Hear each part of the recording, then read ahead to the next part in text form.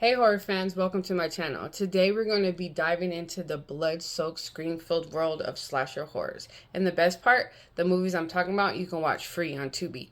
So I picked 3 slasher movies, for better or worse, and I'm going to give you my brutal opinion. So let's get started. First on the chopping block is a 2024 movie called All My Friends Are Dead. Now picture this. A group of college friends are en route to the Karmapalooza music festival, and a car problems leaves them stranded in a secluded Airbnb when they become targets to a mass killer executing murder themes based on 7 deadly sins. Does this sound familiar? Maybe. But does All My Friends Are Dead bring something fresh to the table? Let's break it down. First, let's get into the positives. Now, this movie only has 2 positives, in my opinion, and the first one is creative kills. This film does deliver some innovative and gruesome death scenes that will satisfy the gore enthusiasts.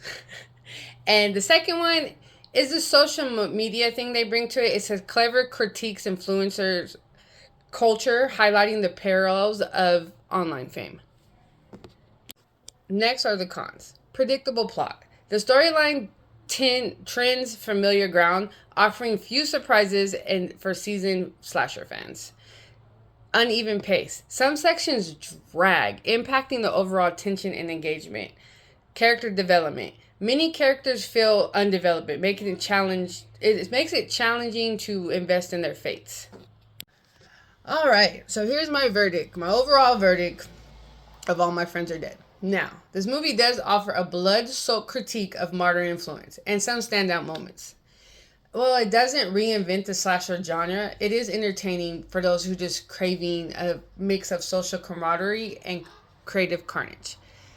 So I give this movie a 6.6 out of 10. It's a decent pick. If you're looking for a late night slasher movie that just has a flair and tons of kills, and it's really not here to reinvent the genre or anything like that, but I feel like it really doesn't want to.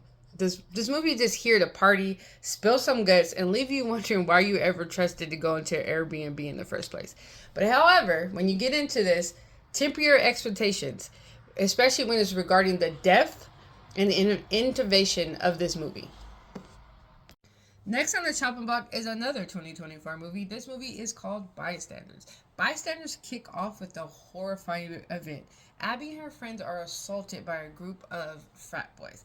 Now, like other SA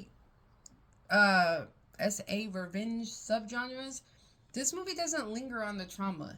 Instead, it loads the guns and goes straight for revenge mode. So, Abby teams up with Claire and Gary, a millennial couple with their own baggage. What follows is a bloody road trip of justice, and no one is spared, and no bystanders stay innocent. So let's get into the strengths of this movie. This movie doesn't glorify violence, but it doesn't hold back either. It's raw, it's angry, and it's deeply cathartic. The direction is sharp, and the script doesn't waste no time. There is real tension, real rage, and surprisingly some dark humor, which I enjoy because it kind of lightened the mood of the movie because it's a real dark. So the humor kind of lightens it up a little bit. All right, so another good thing about this movie, another pro, is that the chemistry between the leads are electric. Abby is a survivor, she's not a victim, and Claire has this chilling edge, while Gary offers a moral conflict that gives this film emotional weight. It's refreshingly feminist. Yeah, refreshingly feminist. Now, it wasn't perfect. Now, we're talking about Tubi movies here, so it wasn't all the way perfect. Now, some shots did feel a bit flat, and the film could have dug deeper in the emotional aftermath, especially for Abby. And a little more nuance could have taken this movie from great to outstanding. Now, this is my overall verdict of Bystanders. Now, Bystanders isn't here to make you feel comfortable. It's here to scream, to fight, and take names. And in that mission, they absolutely succeeded. This is a brutal, no-holds-barred ride that flips the script on victimhood and asks, what if women stop waiting for justice and they start delivering themselves? You know? I give this movie a 8.5 out of 10. If you're into horror with a message and you can handle some righteous rage, Bystanders is worth your time.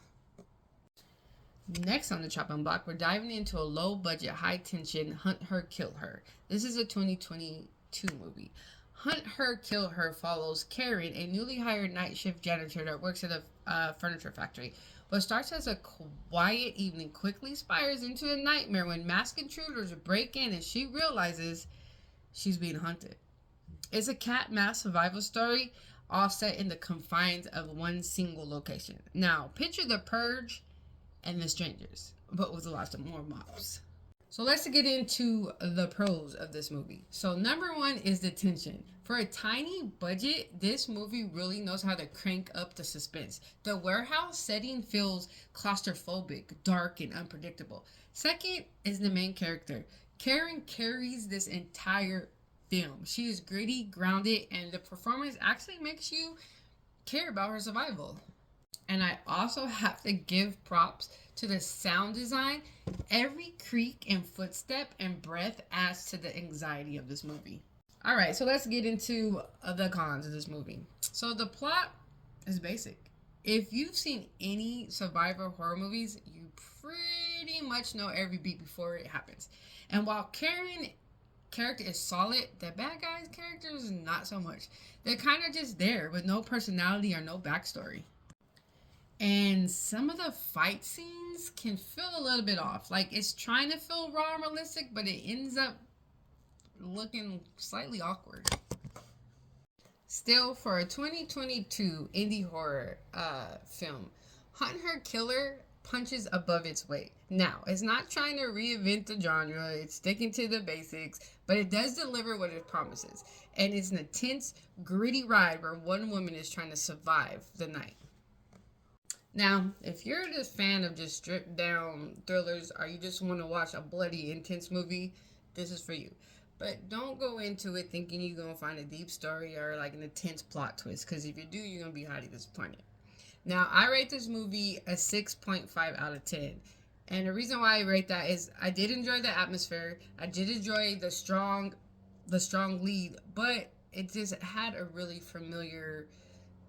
It was really familiar, and it just didn't stand out one bit. There you have it, guys. 3 slasher flicks on Tubi that proves you don't have to have a big budget to make you scream. Now, drop down in the comments what you guys' favorite Tubi slasher movies is. And don't forget to like, follow, and lock your doors. I'll see you in my next video.